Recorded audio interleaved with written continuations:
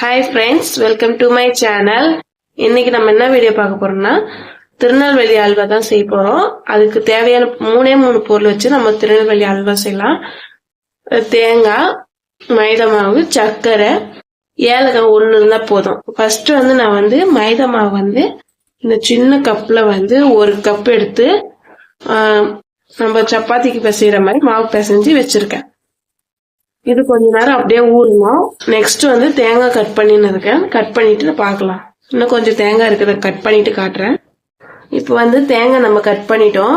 Next ஏலக்காய் போடணும். ஒரு 2 ஏலக்காய் நான் எடுத்து வச்சிருக்கேன். இந்த ஏலக்காய் தான் நான் இதுல ஆட் பண்ண போறேன். இப்போ நான் ஏலக்காய் போட்டு இந்த தேங்காவை நல்லா தேங்காய் பால் எடுக்கணும். நம்ம கட்டியான தேங்காய் பால் எடுக்கணும். நான் அரைச்சிட்டு தேங்காய் பால் எடுக்கும்போது பார்க்கலாம் வாங்க. இப்போ மைதா நான் பிசைஞ்சு வச்சு ஒரு 1/4 hour ஆயிடுச்சு. இப்போ தண்ணி நம்ம கொஞ்சம் ஒரு கப் தண்ணி வச்சுக்கிறேன். நான் ஒரு பெரிய கிளாஸ் அளவு தண்ணி ஊற்றி நான் கரைச்சிக்கிறேன். இது நல்லா கரைக்கணும். இன்னும் ஒரு கிளாஸ் ஊற்றிக்கலாம். பெரிய கிளாஸ்ல இன்னொரு கிளாஸ் தண்ணி ஊற்றிக்கிறேன். 2 கிளாஸ் அளவு தண்ணி ஊற்றிட்டு நான் நல்லா இதை கரைக்கிறேன். நல்லா இந்த மைதா நம்ம சப்பாத்திக்கு பிசைஞ்சு வச்சிருந்தோம்ல, அந்த சப்பாத்தி பிசைஞ்சு வச்ச மைதாவை நல்லா அந்த மாதிரி பிசைஞ்சிங்கன்னா இதுல மைதா பால் வரும். அதுதான் நம்மளுக்கு தேவை. நல்லா பிசைங்க, கைவிடாம நல்லா பிசைங்க.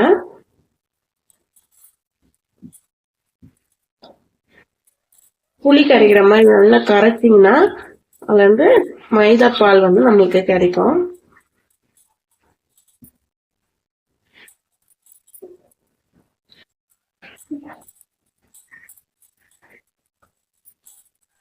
தேங்காவும் ஏலக்காவும் போட்டு வச்சிருக்கேன் பாத்தீங்களா, அதையுமே நல்லா தேங்காய் பால், கட்டியான தேங்காய் பாலா இருக்கணும். இதுல மைதா பால் இருக்கணும். இது 2 தான் நமக்கு இதுல ரொம்ப முக்கியம். நல்லா இந்த மாதிரி கரைச்சிங்கன்னா லாஸ்டா என்ன ஆகும்னா ஒரு பபுள் கம் மாதிரி, அதாவது அதோட சக்கை மட்டும் தனியா நிற்கும். மைதா பால் தனியா வரும், சக்கை தனியா வரும். அதை மட்டும் நம்ம தனியா எடுத்துக்க வேண்டியதுதான். நல்லா கரைங்க. இந்த திருநெல்வேலி அல்வா நம்ம கடையில செய்யற மாதிரி செஞ்சிடலாம். தேங்காய் நம்ம வீட்டுல அதிகமா இருக்கு, இப்ப ஏதாச்சும் செய்யலாம். இல்ல வேஸ்டா போயிடும் தேங்காய் நிறைய வீட்டுல இருக்கும்போது. அப்போ இந்த ரெசிபி செஞ்சீங்கன்னா உங்களுக்கு இன்னும் கொஞ்சம் காசு அதிகமா செலவாகாம இருக்கும். நல்லா பிசைஞ்சுக்கணும். நல்லா பாத்தீங்கன்னா திக்காயினே வரும் பால். இந்த சக்கை பாத்தீங்களா, இன்னும் கொஞ்சம் கூட பிசையலாம்.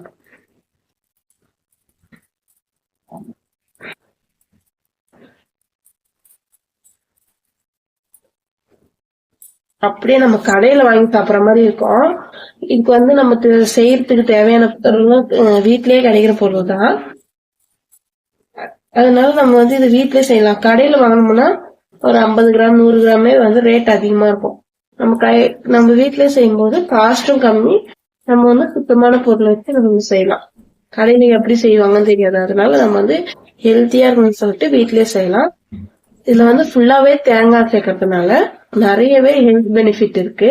வயிற்று புண்ணு, வாய் புண்ணு இருக்கவங்களுக்கு தேங்காய் பால் ரொம்பவே நல்லது. ஆனா அந்த தேங்காய் பாலை ராவா குடிக்கிறவங்க குடிக்க முடியாது. சில பேருக்கு பிடிக்காம இருக்கும். அதுவே இந்த அல்வா செஞ்சு சாப்பிட்டீங்கன்னா அது மூலியமா உங்களுக்கு தேங்காய் பால் குடிச்ச மாதிரி ஒரு பெனிஃபிட் கிடைக்கும்.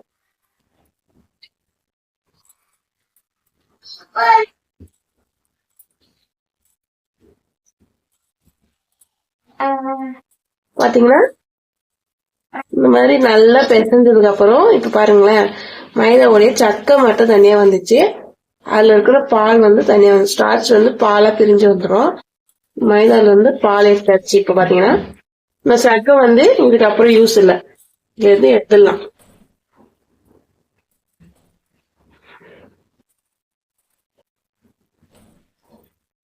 இது தேவையில்லை. நம்ம நல்லா புளிஞ்சு அதுல சக்கை மட்டும் தனியா எடுத்துக்கலாம். கையில தனியாவே வந்துடும்.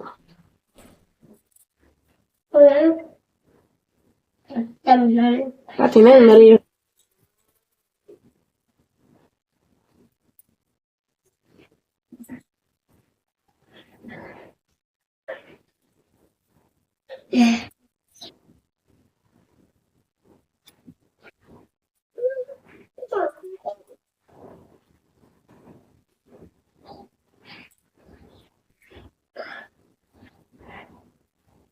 இப்ப பாத்தீங்கன்னா நல்லா கரைச்சு மைதா பால் எடுத்து வச்சிருக்கோம்.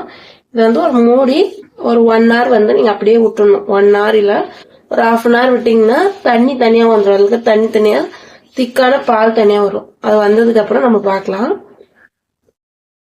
இப்போ வந்து இந்த தேங்காய் ஏலக்காய் போட்டு வச்சிருக்கோம்ல, இதுல வந்து கொஞ்சம் தண்ணி ஊற்றி நல்லா தேங்காய் பால் அரைச்சி வச்சுக்கணும். கட்டியான தேங்காய் பால் அரைச்சி எடுத்துக்கலாம்.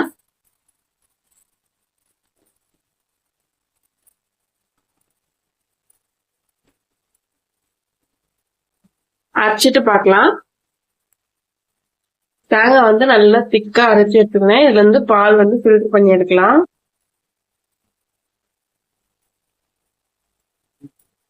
இப்போ வந்து நம்ம தேங்காய் வந்து நல்லா அரைச்சிட்டோம். இதுல இருந்து வந்து தேங்காய் பால் வந்து நம்ம எடுக்கணும் தனியா. ஃபில்டர் வச்சுட்டு நம்ம தேங்காய் பால் வந்து புழிஞ்சு எடுத்துக்கலாம். நான் தேங்காய் பால் புழிஞ்சிட்டு உங்களுக்கு காட்டுறேங்க பாருங்க. இந்த மாதிரி புழிஞ்சிங்கன்னா கீழே தேங்காய் பால் வரும். ஃபுல்லா மிக்சியில இருக்கிற எல்லாத்துக்குமே நான் தேங்காய் பால் எடுத்துட்டு காட்டுறேன். இப்ப வந்து நான் எல்லா தேங்காயுமே வந்து தேங்காய் பால் எடுத்தேன். லாஸ்ட் இது இருக்கு, தேங்காய் பால் எடுக்கலாம். தேங்காய் பால் எடுத்துட்டு என்ன பண்ணலாம்னு பார்க்கலாம் வாங்க. தேங்காய் பால் எடுத்தாச்சு. நெக்ஸ்ட் பாத்தீங்கன்னா இந்த மைதா பால் புழிஞ்சு வச்சிருந்தோம்ல, இது ஒரு 1/2 hour 1 hour வச்சிருப்பேன். இப்ப பாத்தீங்கன்னா உங்களுக்கு தெரியும் தண்ணி எல்லாம் மேல நிக்குது, கட்டியான பால் கீழே நிக்குதா. இந்த தண்ணியை மட்டும் அப்படியே லைட்டா வடிக்கலாம். தண்ணி மட்டும் ஸ்லோவா அப்படி ஊத்துனீங்கன்னா தண்ணி மட்டும் வந்துடும். மேல இருக்க தண்ணி மட்டும் வந்தோம்.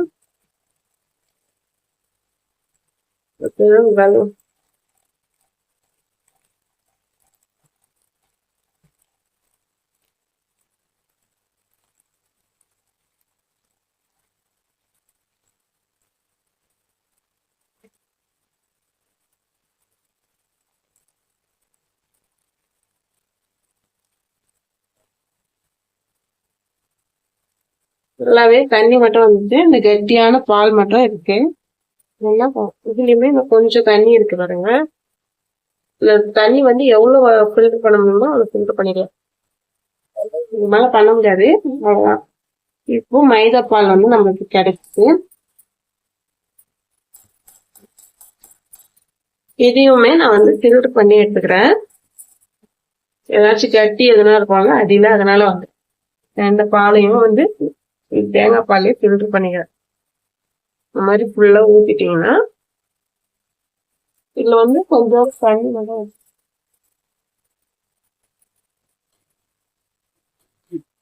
பார்த்தீங்கன்னா கொஞ்சம் எடுத்து லைட்டா வந்து வாட்டர் ஆட் பண்ணி கழுவிக்கிறேன். ரொம்ப ஊத்தாதுங்க.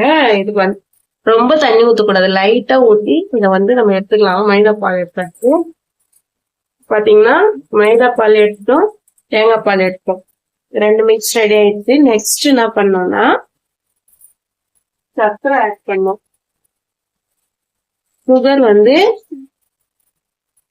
நம்ம மைதா எடுத்த டம்ளர் நான் இப்ப வந்து எடுத்துக்கிறேன் உங்களுக்கு மெஷரிங்காக. மைதா மாவு எடுத்த டம்ளர்லயே ஒரு 4 கிளாஸ் சர்க்கரை போடுறேன். 1 கிளாஸ் மைதா எடுத்தேன், 4 கிளாஸ் சர்க்கரை.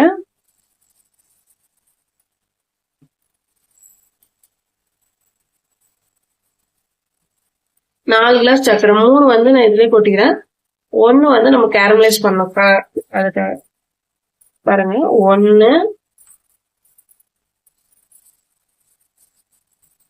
1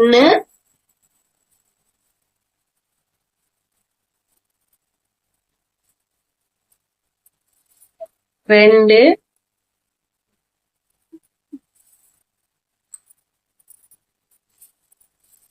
2 போதும். நீங்க வந்து ஸ்வீட் வந்து நீங்க அதிகமா போட நல்லா இருக்கும்.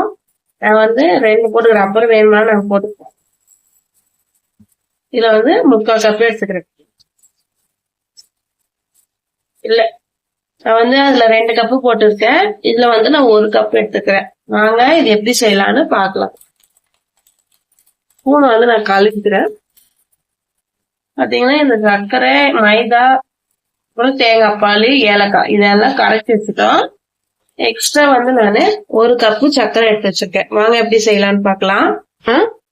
இப்ப வந்து நான் வந்து அடுப்பு பத்த வச்சு ஒரு கடாவி வச்சிருக்கேன். வாங்க கடாவி வச்சுட்டு அடுப்புல சிம்லயே வச்சுக்கோங்க. அடுப்புல சிம்மும் வச்சுட்டு 1 டம்ளர் சர்க்கரை எடுத்து வச்சோம்னால அதை வந்து நம்ம இதுல ஆட் பண்ணிக்கலாம். இதை வந்து பேரலைஸ் பண்ணலாம். ஆட் பண்ணிட்டு ஒரு 1/4 கப் அளவுக்கு தண்ணி வந்து ஆட் பண்ணிக்கலாம். சர்க்கரைல வந்து கொஞ்சோண்டு ஒரு 1/4 கப்புக்கு கம்மியா வந்து நான் தண்ணி ஆட் பண்ணிக்கிறேன். நான் நிறைய சேர்க்கல. மாதிரி நல்லா சர்க்கரை வந்து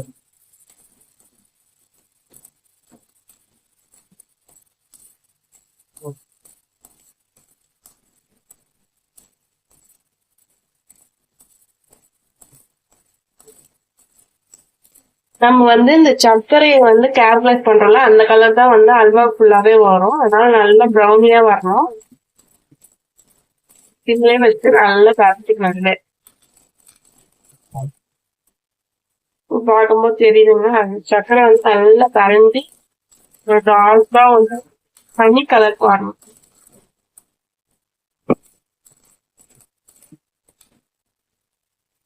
கொஞ்சம் ஸ்வீட் வச்சுட்டேன் நானு.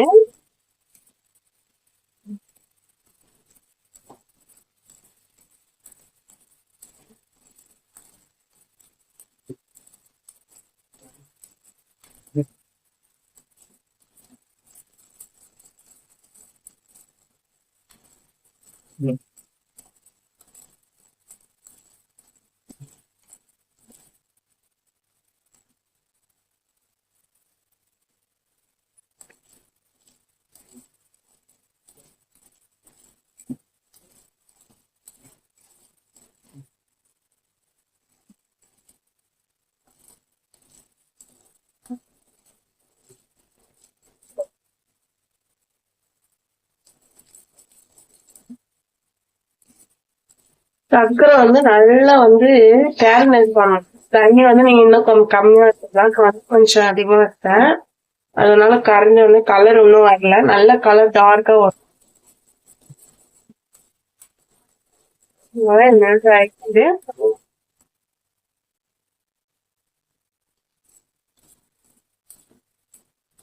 கலர் வந்த பிறகு பார்க்கலாம்.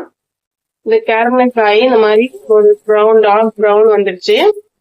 இந்த மாதிரி இதெல்லாம் பட்டம் வந்து விட்டீங்கன்னா இந்த மாதிரி நல்லா கோல்டு கலர்ல வந்து கேரமலைஸ் ஆனதுக்கு அப்புறம் நம்ம கரைச்சி வச்சிருக்கிற தேங்காய் பாலை வந்து இதுல ஆட் பண்ணிக்கலாம். பாத்தீங்கன்னா நான் ஆட் பண்ணிட்டேன்.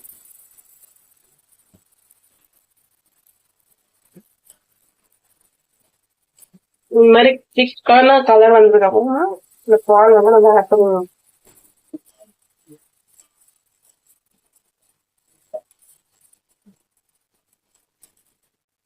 சர்க்கரை வந்து நம்மளுக்கு போதுமா போதும். நம்ம சர்க்கரை வந்து நீங்க அப்புறம் டேஸ்ட் பண்ணி கூட போட்டுக்கலாம். சரிங்களா? நிறைய நீங்க வந்து அதிகமா போட்டுக்கோங்க. நான் வந்து கம்மியா போட்டிருக்கேன் சர்க்கரை. இந்த மாதிரிதான் ஃபர்ஸ்ட் கிளறும் போது இது கட்டி போடும். அதுக்காக பயப்படாதீங்க, வராதுன்னு பயப்படாதீங்க. நம்ம கலர் கொதிக்க கொதிக்க என்ன ஆகும்னா இந்த கட்டி எல்லாம் கரைஞ்சி நார்மலா அல்வா ஸ்டேஜுக்கு வரும். பாத்தீங்கன்னா தெரியுதுங்களா? இந்த மாதிரி சர்க்கரை வந்து கட்டி போயிடும்.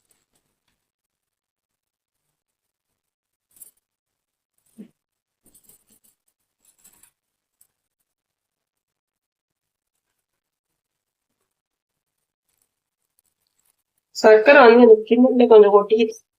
நீங்க வந்து கரைச்சிக்கணும். தேங்காய் பால்லயே வந்து சர்க்கரை கரைச்சிட்டு அதுக்கப்புறம் கூட இதுல சேர்த்துக்கலாம். இப்ப வந்து இந்த நம்ம வந்து தேங்காய் பால், மைதா பால், ஏலக்காய், சர்க்கரை எல்லாத்தையுமே வந்து இதுல போட்டாச்சு. அவ்வளவுதாங்க. இது என்ன பண்ணணும், கிளறிட்டே இருக்கணும். சரிங்களா? நல்லா இப்படி கிளறிட்டே இருக்கணும். 5 மினிட்ஸ் கழிச்சு மறுபடியும் காட்டுறேன் எப்படி இருக்குன்னு. இப்ப பாருங்க, ஒரு 5 மினிட்ஸ் ஆயிடுச்சு. நான் கை விடாம அப்படியே கிளறிட்டே இருந்தேன். இப்ப பாத்தீங்கன்னா அந்த கட்டியா இருந்துச்சு பாத்தீங்களா, அதெல்லாம் கரைஞ்சி நல்லா திக்னஸா இன்னொரு பாருங்க. இது வந்து அவ்வளவுதான். இந்த ஸ்டேஜ் வந்து இதே கிளறிட்டே வரணும். அல்வா பதம் வர வரைக்கும் கைவிடாம கிளறிட்டே இருக்கணும். பாத்தீங்கன்னா எவ்வளவு திக்கா அழகா வருது பாருங்களேன். நம்ம சர்க்கரை கூட கரெக்டா இருக்கு. சர்க்கரை டேஸ்ட் பண்ணி பார்த்தேன், எனக்கு கரெக்டா இருந்துச்சு. உங்களுக்கு வந்து பாருங்க, உங்களுக்கு வந்து இன்னும் போடணும்னு தோணுச்சுன்னா நீங்க வந்து சர்க்கரை ஆட் பண்ணிக்கோங்க. இந்த மாதிரி வந்து கைவிடாம கிளறிட்டே இருந்தோம்னா அல்வா வந்து ஒரு ஸ்டேஜ்ல வரும். அல்வா பதம் வரும். அது வரைக்கும் நம்ம வந்து கிளறணும். ஊற்றி போட்டா இப்படி பண்ணோம்னா அப்படியே நிக்கணும். அந்த மாதிரி வந்துச்சுன்னா அல்வா ஸ்டேஜ். இப்போ நான் கைவிடாம கிளறேன் பாருங்க. ஃபுல்லாவே வர வரைக்கும் நம்ம கைவிடாம கிளறிட்டே இருக்கணும். இப்ப பாருங்க, நல்லா இப்ப நான் கைவிடாம கிளறிட்டு இருந்தேன். இப்போ ஒரு ஸ்டேஜ் பாருங்க, இந்த மாதிரி பிரிஞ்சு வருது. இன்னும் ஒரு 5 minutes வந்து பண்ணீங்கன்னா நல்லா அல்வா மாதிரி தனியா பிரிஞ்சு வரும். பாத்தீங்கன்னா தெரியும் உங்களுக்கு. இப்படி பண்ணா வந்து இது தனியா பிரிஞ்சு வரும். இன்னும் கொஞ்சம் நேரம் இந்த ஸ்டேஜ்லயும் நம்ம இறக்கிடலாம். ஆனா நம்ம பர்ஃபெக்டா நல்லா திக்கா வேணும்னா இன்னும் கொஞ்ச நேரம் நல்லா கிளறணும். தெரியும் இப்படி கிளறணும். கைவிடாம கிளறிட்டே இருந்தீங்க இந்த மாதிரி வரும். நான் ஃபுல்லா செஞ்சுட்டு உங்களுக்கு காட்டுறேன். இப்ப பாருங்க, நல்லா கிளறினதுக்கு அப்புறம் இந்த மாதிரி ஒரு நல்லா திக்கா வந்துச்சு. இப்ப பார்த்தா தெரியும். நல்லா தெரிஞ்சுங்களா உங்களுக்கு? இந்த மாதிரி வரும். இந்த ஸ்டேஜ்லயுமே இறக்கிடலாம். இல்லைன்னா இன்னும் கொஞ்ச நேரம் விட்டீங்கன்னா நல்லா கலவில ஒட்டாத மாதிரி வரும். இந்த ஸ்டேஜ்ல இறக்குனாலும் நல்லாதான் எடுத்து ஆற வச்சுருக்கோம். செம்மையா இருக்கும். ஒரு வாட்டி நீங்க இதை ட்ரை பண்ணி பாருங்க. நீங்க அடிக்கடிக்கு இதே மாதிரி செஞ்சு சாப்பிடுவீங்க. ரொம்ப டேஸ்டான திருநெல்வேலி அல்வா சூப்பரா இருக்கு. நான் ஆல்ரெடி செஞ்சு சாப்பிட்டு இருக்கேன். செஞ்சா எங்க வீட்டுல காலி. அந்த அளவுக்கு டேஸ்டா இருக்கும். இது நீங்களும் செஞ்சு பாருங்க. அவ்வளவுதாங்க. பாத்தீங்களா? நல்லா இந்த ஸ்டேஜ் வந்தோடனே சிம்ல வச்சுக்கணும். இல்லைன்னா வந்து அடி பிடிக்க ஆரம்பிச்சிடும், நல்லா கருகிடும். அதனால வந்து சிம்ல வச்சு நீங்க கிளறணும். ஏன்னா லாஸ்ட் ஸ்டேஜ் வந்துருக்கு. இதுக்கப்புறம் வந்து நீங்க ஸ்பீடே வைக்க கூடாது. அடுப்பு சீக்கிரமா ஆகணும்னு சொல்லிட்டு ஸ்பீட் வச்சீங்கன்னா நல்லா கருகி போயிடும். அதனால வந்து நீங்க ஸ்பீட்லயே வைக்காம ஸ்லோலயே வச்சு அழகா செஞ்சுக்கலாங்க. கிளறும் பாத்தீங்களா? அது மட்டும்தான் வந்து கொஞ்சம் டென்ஷனா இருக்கும், கை வலிக்கிற மாதிரி இருக்கும். மற்றபடி செய்யறது எல்லாமே வந்து ஈஸி, உட்காந்துனே செஞ்சுக்கலாம். இது மட்டும் கை விடாம கிளறணும். கை விட்டீங்கன்னா அங்க கட்டி பட்டோம். அதனால நல்லா இல்லாம போயிடும். பாத்தீங்கன்னா தெரியும் உங்களுக்கு.